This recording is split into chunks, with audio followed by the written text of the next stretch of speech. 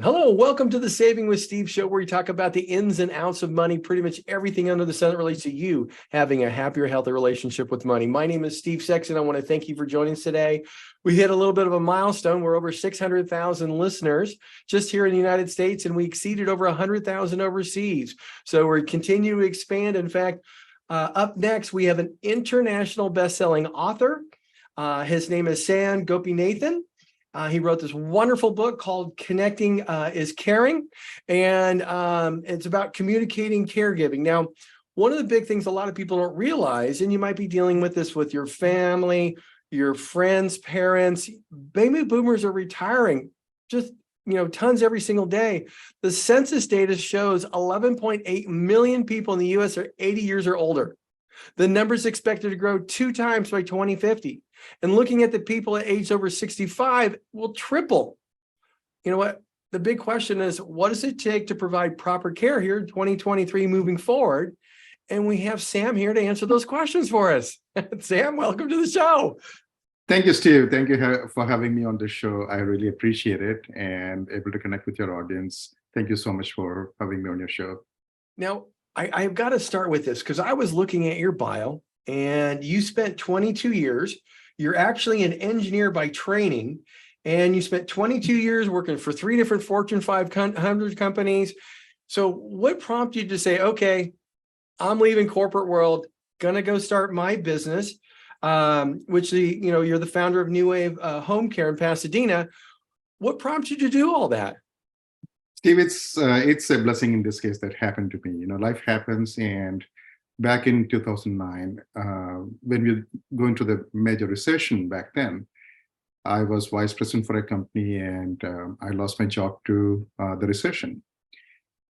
What was important was I was, at that time, not able to find another job, and I was forced to make a hard choice, either do something on my own or try something in a different country, because here there was no jobs being advertised, and I spent about 3 months trying to find other jobs, and I have to be honest, I don't think I even sent a single application because there was none I could apply for. Not at least in the senior position that I had come out of. So the life situation forced me to take a hard decision on doing something on my own. Like I said, it was a blessing in disguise. Here we are, 13 years later, we have exceeded 2 million hours of care in and around LA County. So I'm really blessed to be here. That's wonderful. That's wonderful. Okay, so let's get right into it. When we're talking about non-medical senior home care, let's make sure our audience is clear about what that actually is.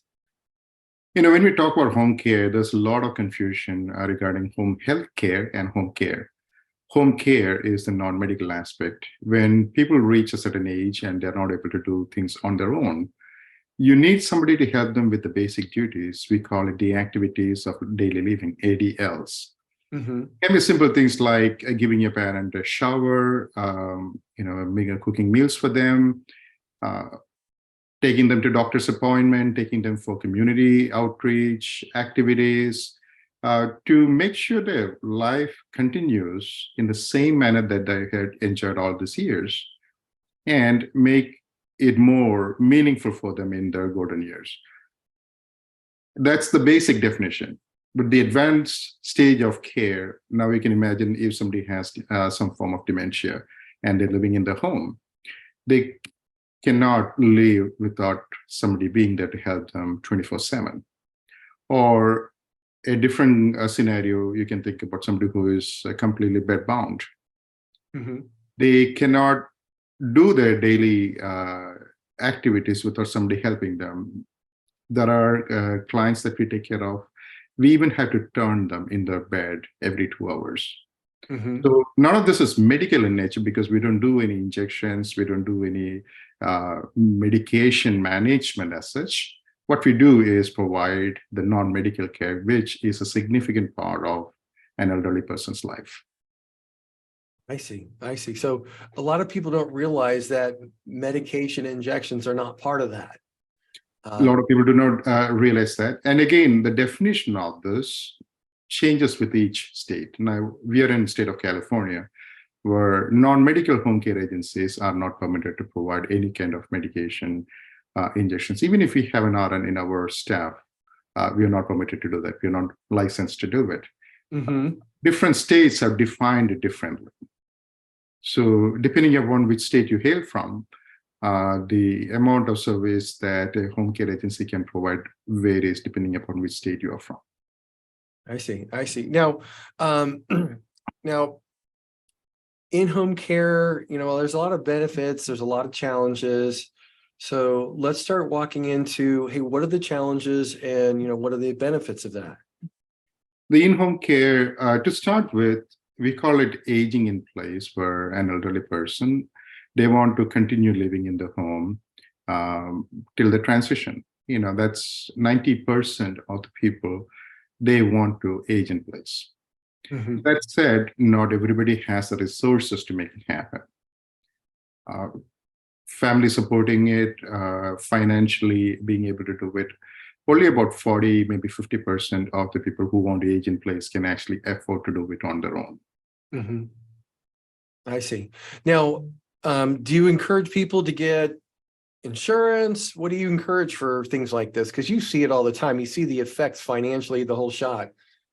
Absolutely. And Steve, that is a wonderful question. I thank you for asking that.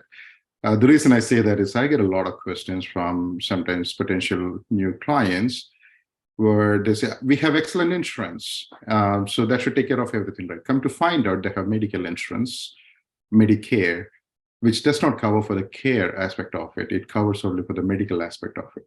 So the definition of that is if you are in, let's say, hospitalized, mm-hmm. then for the length of the stay you are in the hospital, the medical insurance covers for it. But once that person gets discharged and come home and needs care for the activities of daily living, that insurance does not cover for it. So the only insurance that covers it is long-term care insurance.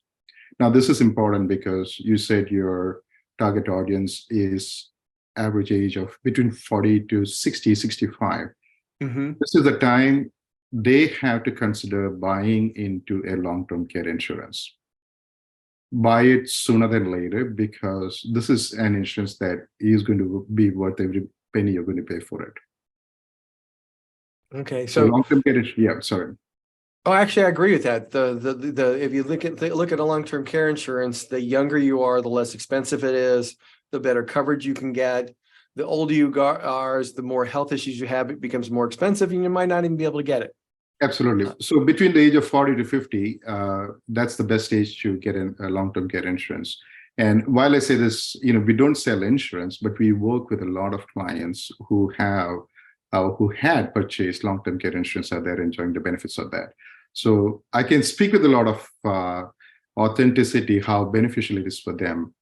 Even if it doesn't pay for 100% of the care costs, 50%, 70% is still a major contribution to the care that one is going to get. Especially if you want to live at home, it really enables somebody to actually do just that. Correct. In fact, just to add a few points here, there's a number of different types of insurance people actually utilize to fund long-term care. Now, I know you're a provider here and you tap into that, but from the financial standpoint, you have traditional long-term care insurance.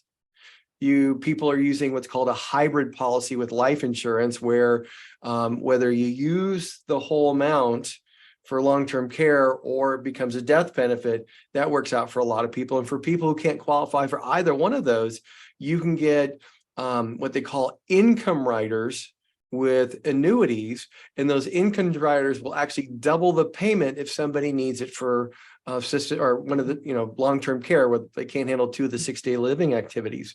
So there's multiple ways you could finance this to create leverage so you can be covered if and when you need that. Absolutely. Are you I'm sorry? Yeah, we work with all forms of insurance, like you said. It doesn't have to be just a traditional form of long-term care insurance. The hybrid ones, the annuities. My recommendation is have something. Talk to your financial planners, listen to their recommendations.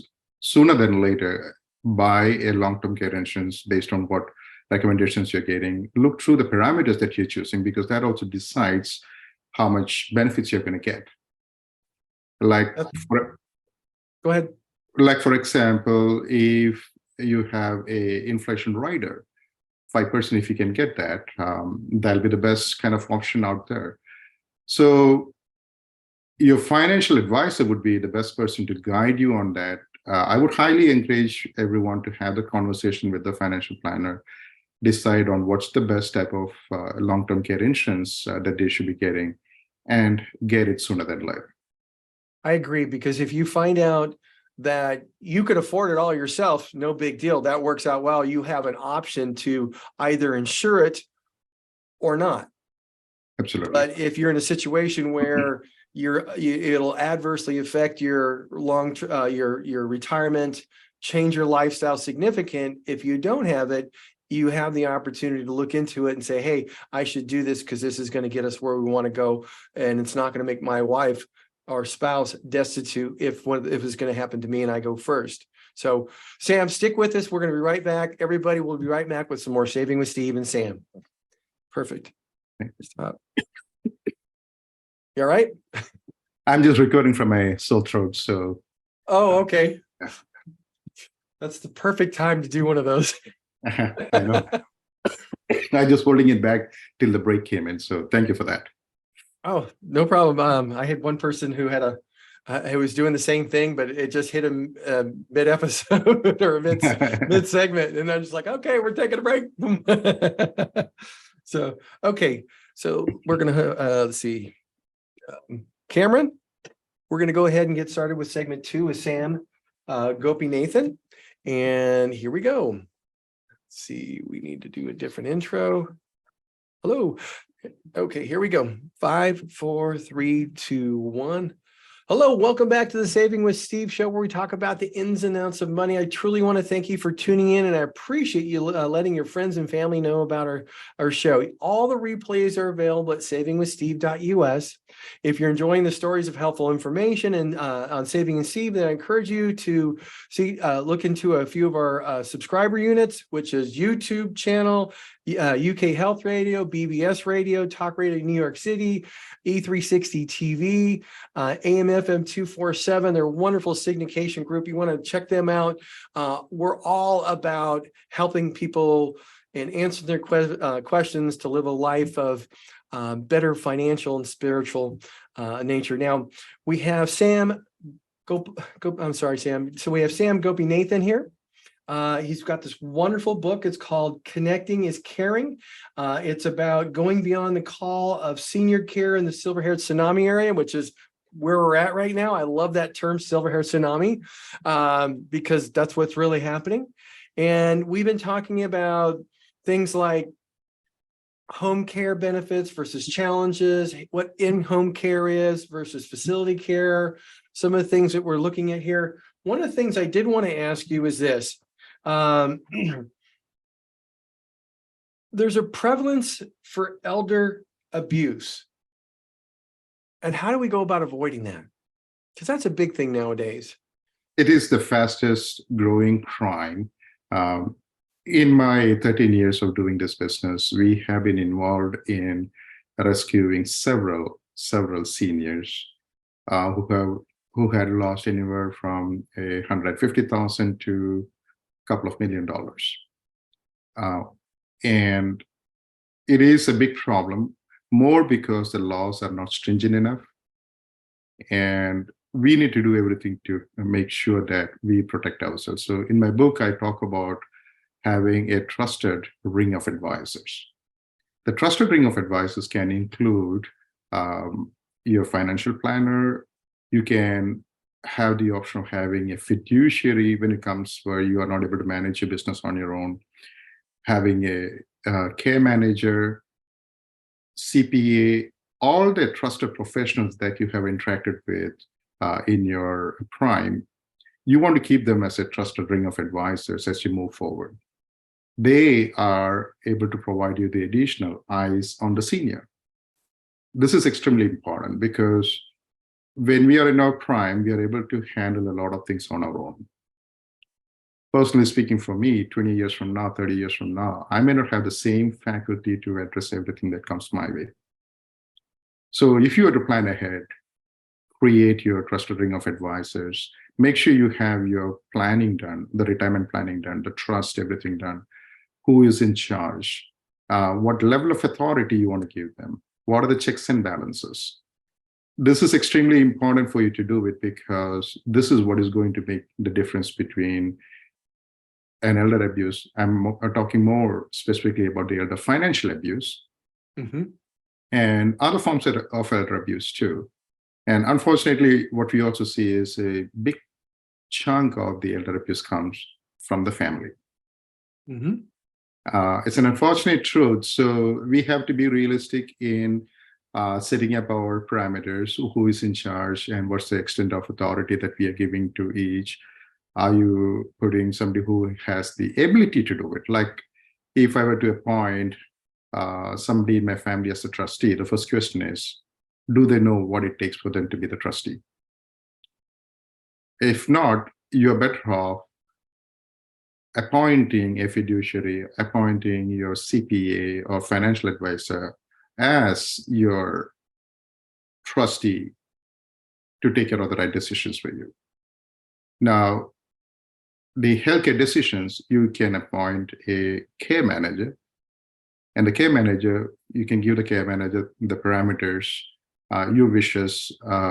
Once it is written out and clearly understood, the care manager can make sure your wishes are supported and the healthcare decisions are taken with the right perspective.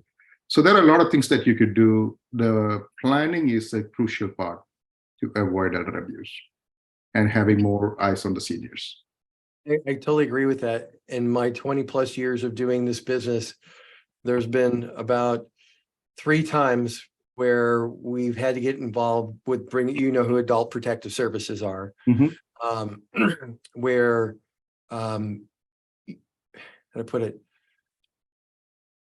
one of the things that I've seen in evaluating your son or daughter as a person providing you that oversight for your financial and your health, you want to make sure there's no conflicts. And I'm not saying everybody's bad or they've got a nefarious bone in them, but in my experience, and you have many years experience as well, I have seen where the kids that have the issues with handling their finances, they are not good trustees or fiduciary for handling moms, because the decisions are going to be made through a lens that you probably don't want them to make.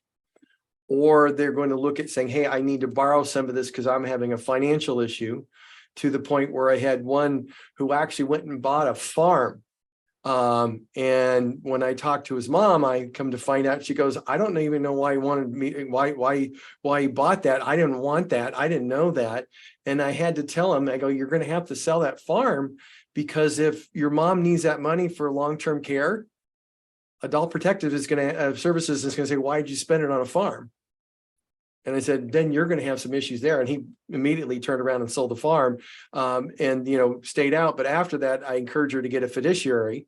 And I've actually used, I love having what you talk about, having a team, because if you have a tax person, a caregiver, a family member, as well as the financial advisor, you have 3 people providing input, and it's very hard for any type of abuse.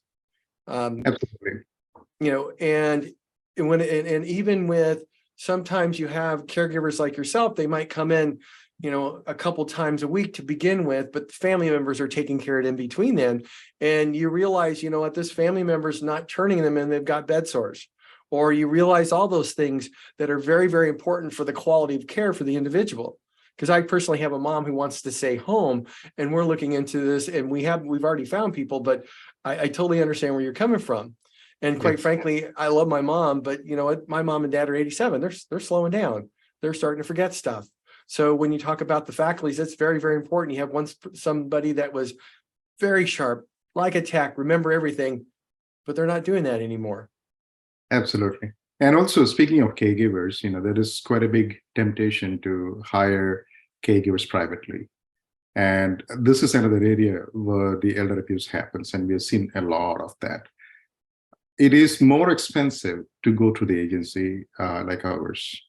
However, I always highly recommend going through a proper agency only because agency like ours, a comparable agency like ours, we have to do extensive background check. Like we had to do the FBI, DOJ level, live scan, fingerprint background check.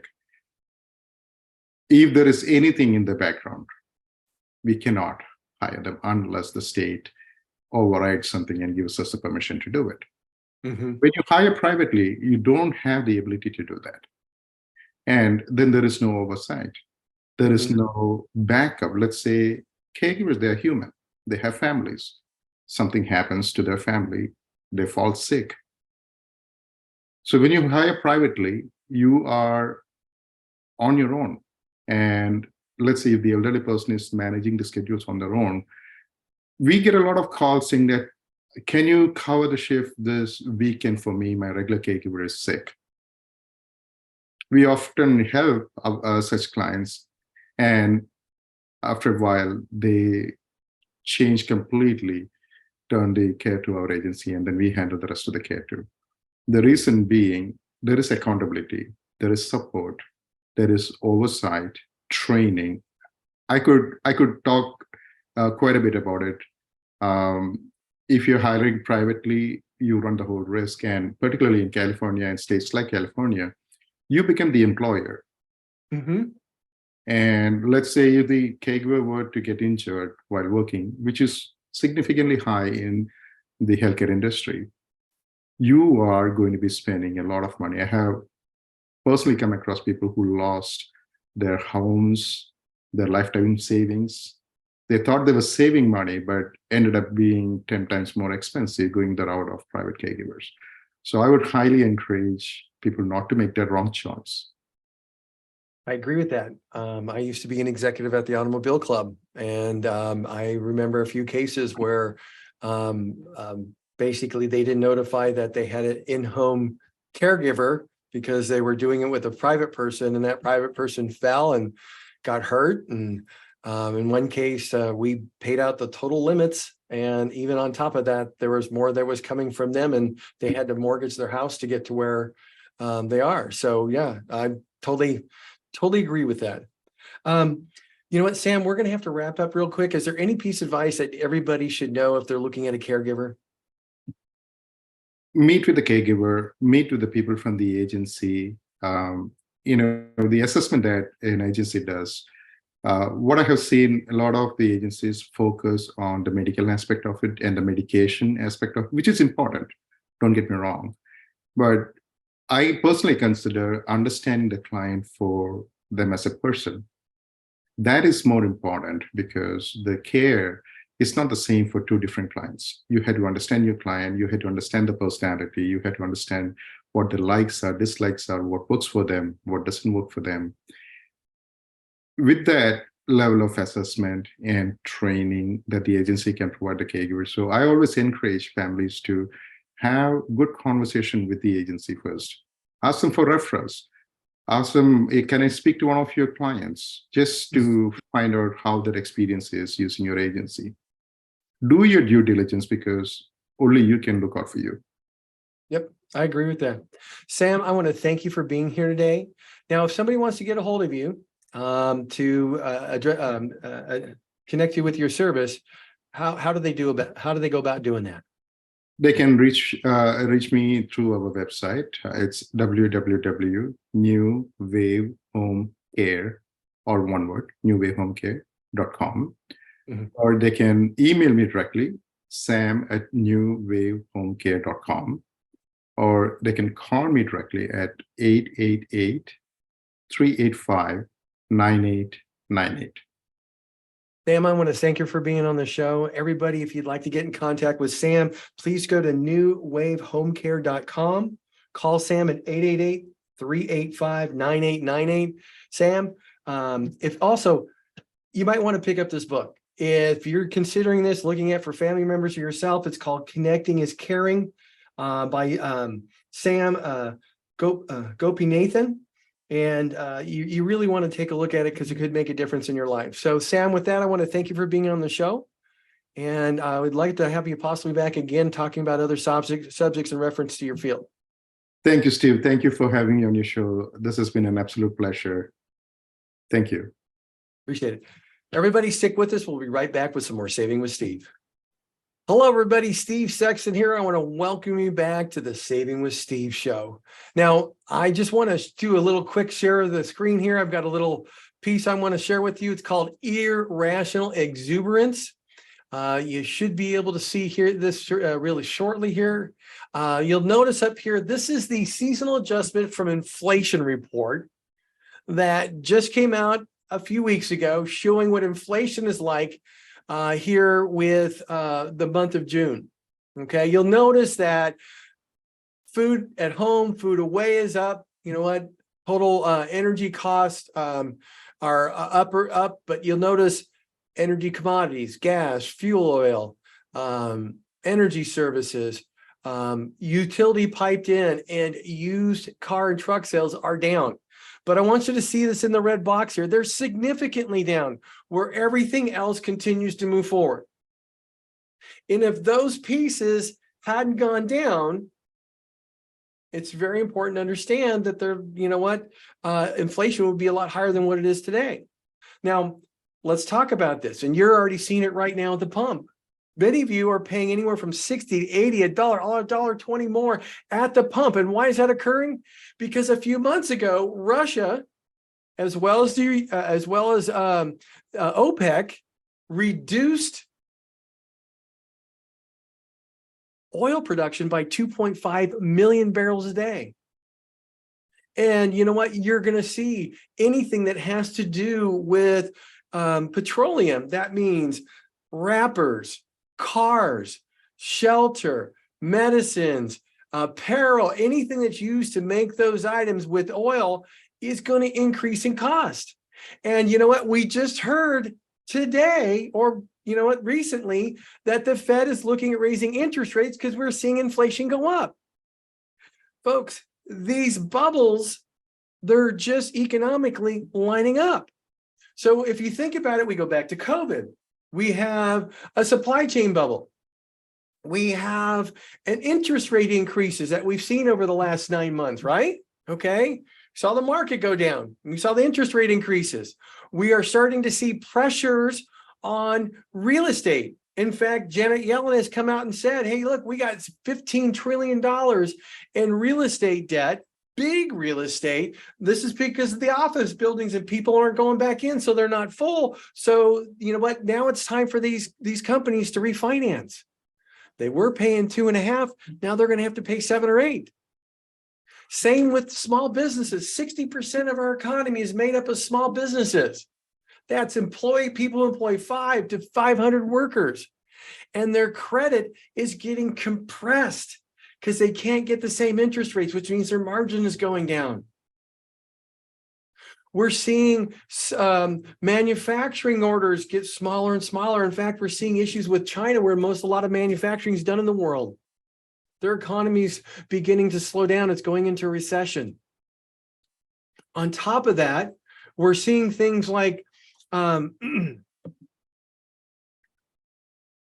10-year treasury is getting in line with the 2-year treasury. This is an anomaly. Typically, when this starts happening, this is great for the market, but it's not great for the market, because if the 10-year gets aligned with the 2-year, it's going to put a lot of pressure on banks. And what is the Fed going to do? Because the only way to do that is to handle that problem, that bubble that we have coming with the bonds, is reduce interest rates. And then we have inflation, which will spur inflation. So how are they going to deal with that? Folks, it's one bubble after the next. We've got, you know what? Recently, Michael Burry just took out an option, $1.6 billion that's betting against the stock market, U.S. stock market going down. That means he expects it to drop. On a side note, he did the same thing and did very, very well in 2007 before the 2008 bubble burst. Warren Buffett just sold $8 billion of Berkshire Hathaway. Marco Klavanik, hey, he's one of the leads over at lead strategists at JP Morgan, writes, the euphoric markets are being fueled mostly by hype around AI tech and excitement around slowing inflation. Several unwelcome realities are lost in the current upbeat market narrative, at least in the minds of the JP Morgan money numbers crunchers. We remain of the view that the delayed impact of global interest rate shock, real estate, consumer credit, quantitative tightening, and liquidity, and the steady erosion of consumer savings in a post-pent-up demand, plus the deeply troubling issues with Ukraine and Russia, will result in market declines, reemergence of market volatility. We've got Wells Fargo, B of A, JP Morgan, Morgan Stanley, and many others that are looking at this saying, hey, we expect the market to go down anywhere from 10 to 21% in the next 6 months. Folks, you saw, you know what? We're living in a bubble. We saw it in 1999, the bubble of 2007, and now we have the AI bubble. In fact, based off what's going on in the 2-year Treasury and the 10-year Treasury, we have a bond bubble. These are lining up, okay? And everybody from major, you don't have to just, major experts are coming out and saying, besides Warren Buffett, we got the Schuler PE ratio. The market is trading at over 31 times its earnings. Okay. It's significant. In November of 2021 is at 40, right next to its all-time highs. You know what? Let's be honest here. At the end of the day, there's an opportunity. Most advisors will recommend some type of retirement income plan for you. However, as we all know, the best laid plans of mice and men can and will fail. The reality is you've learned, when it comes to someone say we have a retirement income plan, is that they're advising you to do so by withdrawing from principal if you've got everything in a growth mode. And you know what? You hope it grows back. Let me ask you, do you really want to plan based on what you hope will happen or what you know will happen? In our firm, we teach our clients how to generate income from interest and dividends, because when you learn how to live off that income, you don't need an income plan because it will never run out of money. The question here that you want to ask your advisor, you think about it, you go back to 2022 when the market went down. If you had $1 million, it went down 22%. Hey, it went down to 800,000. On top of that, if you had to take an RMD or withdraw, you're looking at 760 if it was just a 4% withdrawal. And then while the market's down, you're taking out another, 4%. So you're down to 720. Yeah, the market came back up.